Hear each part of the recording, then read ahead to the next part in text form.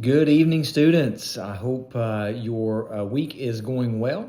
Well, we are now in week 3 of exploring the New Testament together. So, your week 3 assignments went live yesterday. So, those are now available for you. And this week is going to be the same as week 1 and week 2 in regards to your assignments. You'll have your unit quiz, your discussion, your reflection, and your essay questions. So, same 4 assignments as the previous weeks, and again, same due dates. So your initial discussion, again, will be due Wednesday evening with 2 replies to your classmates by Friday evening. And then your unit quiz and your reflection and your essay will all be due on Sunday evening by 11:59. So again, if you have questions at all about your assignments as you're getting into those this week, do reach out to me with those questions. Week 1 assignments have been returned to you with feedback. So again, if you have questions at all about your feedback, please do reach out to me with those questions. I am going to go over a couple things here towards the end of the video here in regards to week 1 assignments so that you'll know ways to improve your assignments as you're going into your week 3 assignments, but we'll go over that here in just a minute. And if there's by chance if you have not received back your week 1 assignments, please check your email. There could be a question that I might have about one of your assignments, and so if you haven't got your reflection or your accomplishment back, please do check your email and to see if I did message you in regards to a question that I might have about one of your assignments. So with that, let's get into your week 3 assignments this week. Of course, you're going to see your objectives for this week, and then you're going to see the 3 different articles you're going to be reading out of the ESV this week. So you have 3 different introductions. So you're reading basically an introduction from the Gospel of Matthew, Mark, and Luke. And then your assigned scripture reading for this week is actually going to be coming from those 3 Gospels. So your assigned scripture reading is going to be actually coming from the Gospel of Matthew and Luke, and some of your questions are going to be focused around that as well. As I've mentioned before in the past, when you're getting into your assigned scripture reading, please make sure you're also reading the footnotes that are connected with those different verses, as the footnotes provide a lot of important information that will help you to have a better understanding of the individual verses that you're reading, and then also just with the overall context of the passage as well. Also, the other thing I would mention that's helpful whenever you're reading scripture is specifically as you're looking into the portions of scripture you're reading. Obviously with this course, we cannot read the entire New Testament. So you're reading, select passages out of specific books. And so sometimes, like for instance, when you're reading the parables, so you get into the parables this week, you're seeing specific sections of that coming out of Matthew and in Luke, or you're getting into the death and the resurrection of Jesus. So we have certain chapters that you're reading. So sometimes with scripture, it's helpful when you're kind of jumping into a chapter to read some of the verses, or even maybe the chapter before that, and then the chapter after that as well. That sometimes helps you to have a better understanding of the overall context and the flow of the chapter, because with the Bible, or with specifically verses of the Bible, when you're reading the Gospels or you're reading the letters that Paul wrote, or the other apostles, when those were penned, they were just one individual long letter. So there was not chapters and verses listed there. Those have been added later on, by the writers whenever we were putting the Bible together with the different books. So initially, when Matthew wrote the Gospel of Matthew or Luke, it was just a letters. There wasn't chapters and there wasn't verses. And so sometimes, again, it's helpful to go back and read some information before the specific verses that you're reading, and then again verses after that to help you to have a better understanding of everything that you're reading. So just wanted to mention that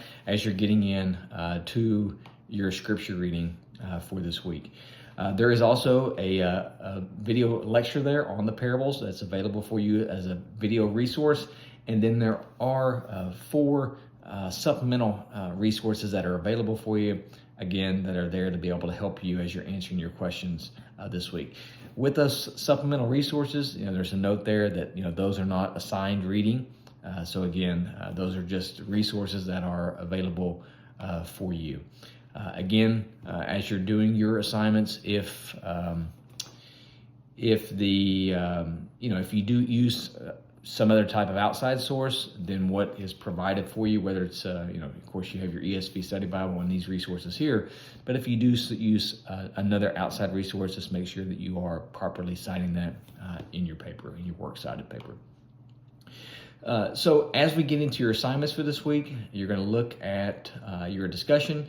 So your discussion actually this week is going to be coming from Luke chapter 24, verses 1 through 12, and you're really looking at the importance of the resurrection of Jesus Christ. And so you're answering that question in regards to the importance of the resurrection.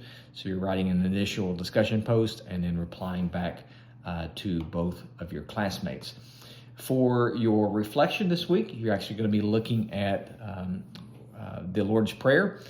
So this is the prayer that Jesus provides for his disciples in Matthew chapter 6 and verses 5 through 15. So you're looking at those really petitions that Jesus gave, and then you're answering those questions. Again, looking at your assignment requirements.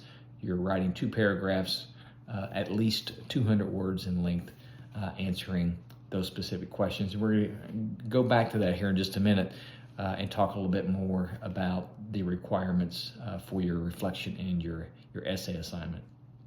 Now, for your essay this week, you're actually going to be looking at what we call the Synoptic Gospels, and so that's Matthew, Mark, and Luke. And so you're going to be, writing 3 paragraphs, 1 on each of those, and then you'll be answering a final question there in that 4th paragraph. So that's going to be the kind of the content of your essay this week. Is you're going to be answering questions, 1 from each one of the different Gospels, and then concluding that with basically looking at the life of Jesus, within the context of those 3 Gospels. And so that's going to be, the content for your essay this week. Again, that's going to be 4 paragraphs with at least 400 words in length. So you're looking about each one of those paragraphs being at least 100 words as you're writing that. Again, your essay can be longer than that, but it just can't be shorter than that. Of course, as you know from the word requirement, that if your reflection is not at least 200 words in length, then points will be deducted. And if your essay is not at least, some assignments are 300 words or 400 words. And so for this one right here, it's 400 words. So your essay needs to be at least 400 words so that you will not have points deducted there for not fulfilling the word requirement policy. So again, if you have questions at all about any of your assignments, whether it's discussion, reflection, or accomplishment of paper, please do reach out to me with those questions. Now, want to get into your week 1 assignments. So again, in the individual content or answering your questions, you'll need to go into your scoring rubric to be able to get that. As I've mentioned to you before, I try to put as much feedback as I can. Typically, when you go into a graded assignment, you're going to see an initial feedback, and then you'll need to actually go into the rubric to be able to look at the individual sections. Because when you're being graded, typically you're being graded. If you're looking at your essay specifically, you're being graded on your content, and then you're being graded on your structure and clarity, which is kind of like the structure of the paragraphs that you're writing, and whether your sentences are having good flow and context. in your writing, and then you're being graded on citing your source correctly, and then also with your grammar, spelling, and format. So that one's kind of broke up into 4 different kind of a grading rubric. So you can go into the scoring rubric in order to be able to see each one of those different sections, and the same thing with the reflection in your accomplishment paper. Now, one thing I wanted to mention here is because some of the as papers were being graded this week, some points were being lost because of not fulfilling some of the responsibilities or requirements in the instructions. When you're looking at your reflection and your essay specifically, you're going to notice it gives you primary instructions. So let me just take this week's essay, so week 3 essay. So for your assignment instructions, you need to write 4 paragraphs that are at least 400 words in length. The formatting needs to be double spaced. So if you submit a paper that's single spaced, you're automatically going to get points deducted because it clearly says the formatting needs to be double spaced. You need to have a proper heading in there. So when you're submitting your paper, it needs to have your name, it needs to have the class, it needs to have basically your instructor, which would be my name, Professor Moreland, in there, the date that you're submitting your assignment, and this week's essay, week 3. If the heading is not in there, then points will be deducted for that as well. When you come down to the section, it talks about source. It talks about APA. If you use the ESV Study Bible, and you will be using the ESV Study Bible because if you're answering your questions, you're having to use your study Bible to answer the questions. So if you don't include the ESV Study Bible in there as your source, then points will be deducted from that as well. So just want to mention that because that's unfortunately, not including all of your requirements in your papers is just an easy way to lose points that you don't have to. The other thing that I would mention here is if you're looking at the section that talks about submission, you'll see here that it says submitting your papers, and this is for your reflection and your essay, upload a Word document or PDF. Other formats will not be accepted.